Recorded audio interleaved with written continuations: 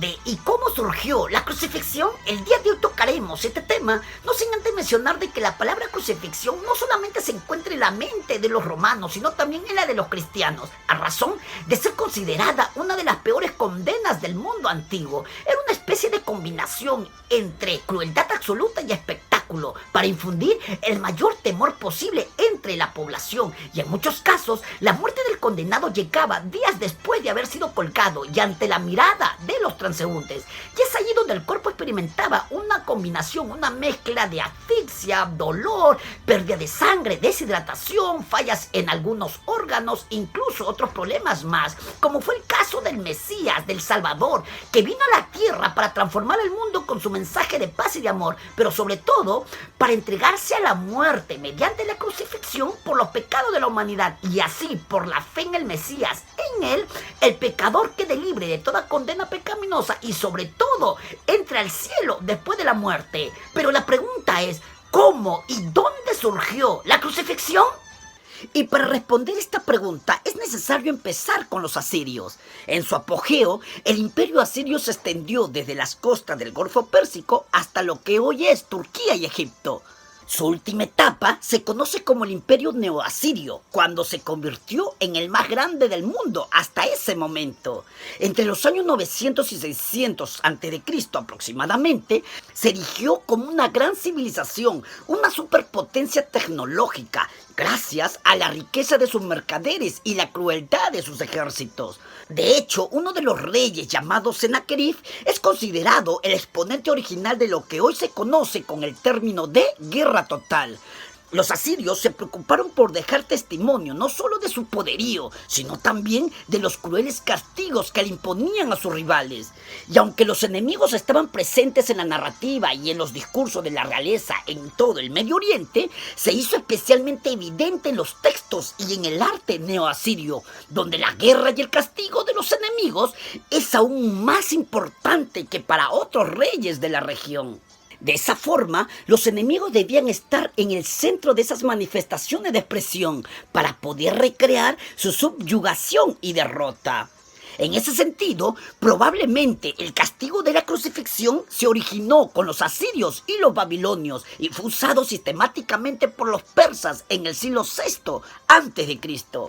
Ahora bien, la información más antigua de la cual se dispone proviene de algunas decoraciones de palacios asirios, en donde en las paredes se encontraron relieves con dibujos que representaban algunas batallas y conquistas y la forma en que ajusticiaban a los prisioneros. Aparece la técnica de empalamiento, algo parecido a lo que sería una crucifixión. Y en uno de esos relieves muestra a prisioneros colgados en postes, con el poste insertado a través de las costillas, después de que Sennacherib conquistara la ciudad israelita de Laquis en el año 701 a.C. En esa línea, el propósito de este castigo insoportable era enfatizar la crueldad y el terror que les esperaba a los prisioneros y rebeldes.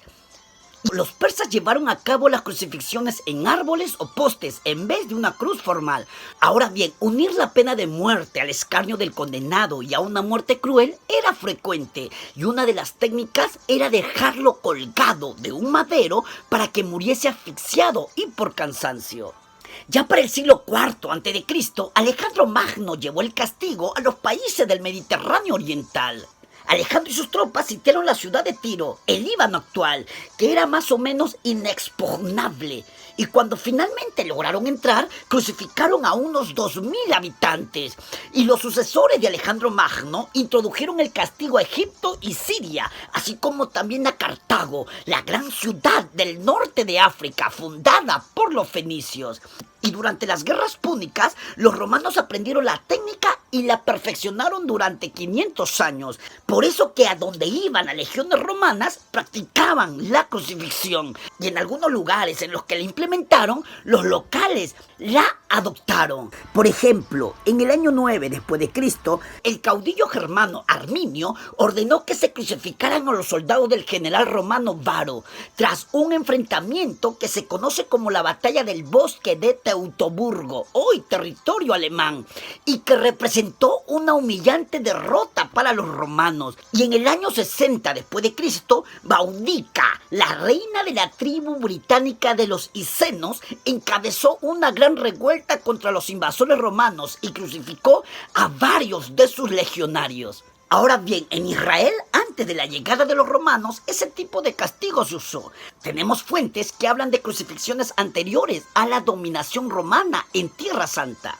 En ese sentido, la información trascendió gracias al historiador, político y militar judío Flavio Josefo, quien nació en Jerusalén en el siglo I después de Cristo. Y uno de sus relatos es sobre lo que ocurrió durante el reinado de Alejandro Janneo, entre los años 125 al 76 a.C., quien gobernó a los judíos durante 27 años. Tras conquistar varios territorios vecinos, el líder expandió la dinastía asmonea hasta su cenit.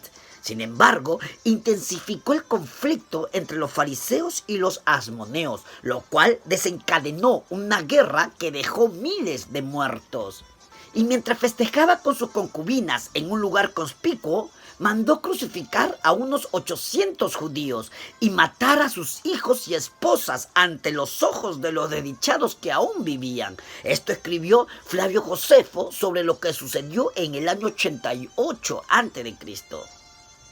Ahora, en la etapa en que gobernaban los romanos, pues es necesario mencionar de que ellos llegaron a crucificar a los condenados en árboles o postes, pero incorporaron una variedad de cruces, como una en forma de X. Sin embargo, en la mayoría de los casos, usaban la conocida cruz latina o cruz de Tau. Estas cruces podían ser altas, pero eran más comunes las bajas y consistían en un poste vertical y un travesaño horizontal. Al condenado se le obligaba a cargar la parte horizontal de la cruz hasta el lugar de la ejecución. Y las mujeres en Jerusalén, cuentan los autores, les ofrecían a los condenados una bebida que surtiera efectos analgésicos. Y si el condenado no estaba desnudo, se le quitaba la ropa y se le hacía acostarse sobre la espalda con sus manos extendidas a lo largo del travesaño horizontal. Les amarraban los brazos a la viga o le atravesaban clavos en las muñecas y no tanto en las palmas de las manos, porque algunas veces no aguantaban el peso del cuerpo, se desgarraban y se soltaban. Los clavos podían llegar a medir 18 centímetros de largo y 1 centímetro de grosor. Ante lo relatado, Séneca, un filósofo romano, señaló de que, abro comillas, veo cruces allí, no solo de un tipo, sino hechas de diferentes maneras. Algunas tienen a sus víctimas con la cabeza hacia el suelo, otras empalan sus partes íntimas, otras las extienden sus brazos, cierro comillas. El procedimiento de la crucifixión en el Imperio Romano consistía en que el condenado, una vez unido a la viga horizontal, lo levantaban y lo fijaban al poste vertical que ya estaba incrustado en el suelo. Los pies se podían amarrar o clavar al poste vertical, ya fuese uno a cada lado o los dos al mismo tiempo, uno sobre el otro. En ese caso, explican los autores, se introducía un solo clavo a través de los huesos metatarsianos de ambos pies, mientras las rodillas quedaban flexionadas. El dolor era inimaginable a razón de que se tocan muchísimos nervios. Tenías que hacer fuerza con las piernas sobre esos clavos para poder incorporarte y respirar. Y en esos intentos se perdía mucha sangre, se sentía un dolor tremendo, pero si no lo hacías, morías asfixiado. Se trataba en muchos casos de una muerte lenta a la que se llegaba tras un fallo multiorgánico. Es decir, la muerte era causada por un colapso circulatorio debido a un shock hipovolémico. Los condenados sufrían una disminución del volumen sanguíneo, llamado hipovolemia, por la pérdida traumática de sangre y la deshidratación, pero quizás principalmente por la insuficiencia respiratoria. En otras palabras, muchos morían por asfixia. Ahora bien, la crueldad de la ejecución también estaba reflejada en el hecho de que muchos ajusticiados tardaban días en fallecer, aunque también podían morir en cuestión de pocas horas. Como lo normal es que tardasen días en morir, en algunos casos lo que hacían los soldados para acelerar la muerte era golpear las rodillas y quebrar las piernas. De esa manera, los condenados no podían levantarse un poco para respirar usando los músculos de las piernas. Eso hacía que murieran enseguida. De acuerdo con el relato bíblico, los soldados romanos implementaron esa medida con otras personas que habían sido crucificadas con Jesús, pero a Jesús, el Mesías, el Salvador del mundo, no se lo hicieron porque ya había muerto. Y es que antes había sufrido una pena tremenda, típicamente romana, y es la flagelación. Jesús había sido golpeado con flagelos, unas especies de látigos con trozos de metal, huesos afilados, cuchillas. Había perdido muchísima sangre. De hecho, había gente que moría solo con la flagelación. Es necesario mencionar de que, amarrados o clavados, el castigo de la crucifixión buscaba exponer y humillar al condenado. Era una muerte reservada a los peores enemigos para dejar claro que no se quería ver a nadie cometiendo ese mismo delito. También se aplicaba a esclavos y extranjeros, muy pocas veces a ciudadanos romanos. En muchos casos se asociaba con la traición, con alzamientos militares, con terrorismo, con algún delito que hubiese conllevado a un derramamiento de sangre. Es decir, cuando alguien era especialmente violento, se le castigaba también con especial violencia. Por eso llama mucho la atención de que a Jesús lo crucificaran. Era un maestro que no había cometido ningún crimen, pero también llamaba la atención que lo percibieran como un peligro, ya que lo que planteaba cambiaba el mundo.